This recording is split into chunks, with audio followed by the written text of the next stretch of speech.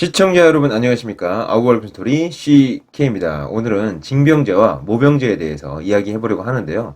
이 징병제와 모병제에 대한 개념은 대부분의 시청자분들이 아실 것이라고 생각을 하고, 이 제도와 관련된 얘기로 우리나라는 왜 모병제를 못하는지, 왜 여성 징병제를 못하는지에 대해서 한번 말씀드려 보겠습니다. 먼저 모병제를 못하는 이유 4가지입니다. 첫 번째로 자발적 지원자에 대한 급여 문제입니다.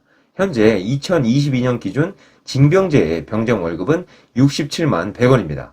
그런데 여기서 모병제를 하면 얼마를 더 줘야 될까요? 지금 67만 원인 상태에서 모병제를 한다고 한다면 지원하는 사람은 아무도 없을 겁니다.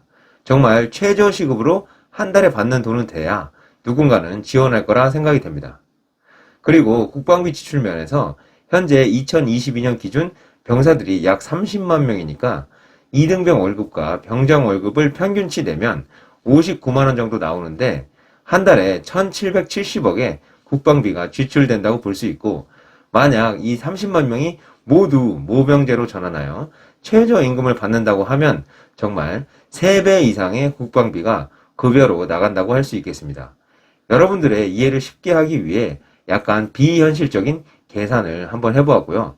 어쨌든 30만 명은 아니더라도 그 당해년도에 최저임금보다 많이 준다고 하면 지원율은 올라갈 것이라 생각하지만, 정말 국방비를 급여 명목으로만 판단할 수도 없기 때문에 어려운 문제가 아닐 수 없습니다. 다음 두 번째로는 감축된 병력을 보완할 첨단 군사력 건설 문제입니다. 들어보신 분들도 계시겠지만 지금으로부터 20년 뒤 2040년대가 되면 20세 남자 인구가 15만 명 정도로 감소될 것으로 전문가들은 예측하고 있습니다. 현재 30만에서 절반이 줄어드는 것이죠. 이건 병사들만의 문제가 아닙니다. 간부들도 줄어든다는 것입니다. 이 절반의 차이, 정말 엄청 많이 차이 나는 것이죠. 지금 현재 부대에 100명이 있다면 50명이 그 100명이 하던 근무, 훈련, 작업, 청소 등 모든 것을 절반의 병력이 해내야 됩니다. 그리고 GOP, 해안, 강한경계를 예를 들어보면 한 개 부대 섹터에 10개의 초소가 현재 있다 가정하고, 평시에는 일부만 근무하다가 비상시나 전시에 전 초소를 다 점령하게 되는데, 이 전 초소를 점령해야 될 때 절반밖에 점령을 할 수 없다는 거죠. 물론 현재 과학화 경계 시스템으로 철책 주변에 CCTV가 점점 늘어나고 철책 경보 체계도 강화되어 자동화와 감시화 체계로 많은 부분이 전환되고 있지만, 이 자동화에도 한계는 있다고 생각합니다. 그렇다고 만약 전방으로 병력을 대부분 몰빵한다? 그럼 후방부대들은 지금도 전방부대의 10%에서 40%의 병력으로 큰 부대를 관리하고 작전하고 예비군 훈련을 하고 있는데, 병력이 더 적어지면 이건 군대라고 부를 수 없을 것 같습니다.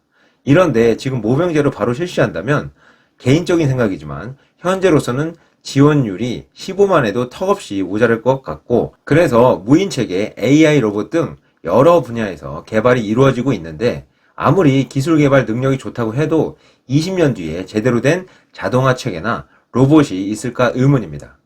다음 세 번째는, 만약 정말 모병제를 실시해서 모병 인원들이 구성된다면 이 새롭게 구성된 병력과 전력에 대한 활용 문제입니다.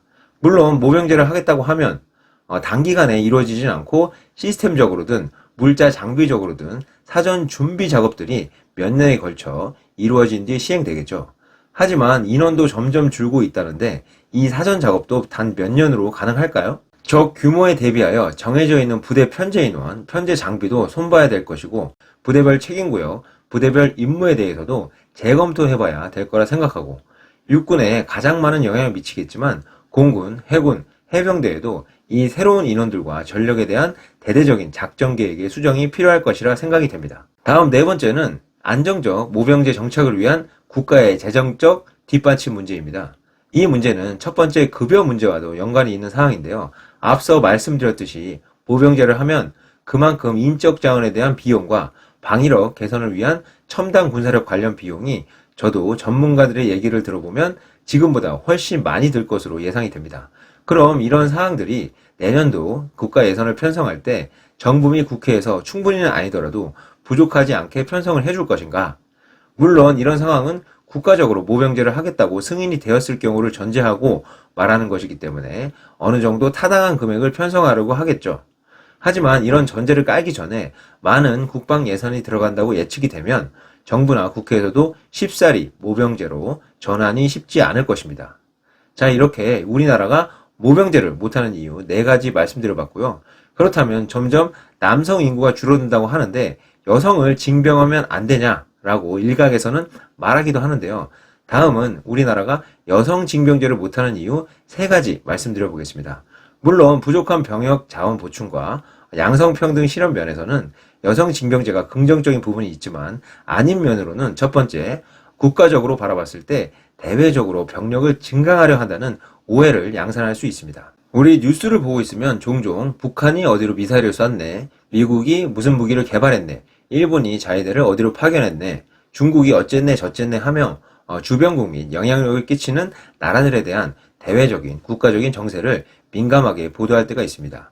그리고 특히 미국이나 중국 같은 경우에는 전 세계에서 가장 영향력이 있다고 할 수 있는 나라들로서 우리가 병력을 증강한다는 오해를 사게 된다면 너네도 북한처럼 여성을 군사력에 활용하느냐, 여성이 신체적 근육 발달적으로는 남성에게 뒤지지만 분명 수적 군사력은 확 올라갈 텐데 그렇게 많은 인원을 한미동맹이 있는데 왜 만드느냐 하며 오해를 사게 되면 미국, 중국 등 주변국들과의 관계가 멀어질 수 있기 때문에 국민들이 호응을 해도 정부적인 차원에서 대외적으로는 쉽지 않은 결정일 것이라 생각이 됩니다.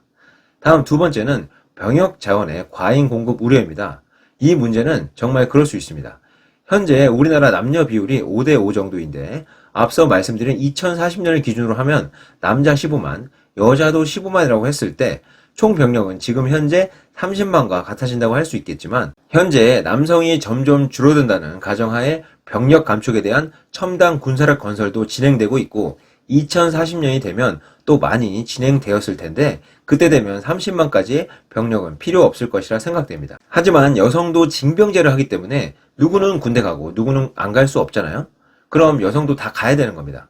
그러면 병력이 넘쳐나게 되는 거죠. 그래서 이런 여성과 여성 간의 갈등 문제도 예상되기 때문에 쉽지 않다고 할 수 있습니다.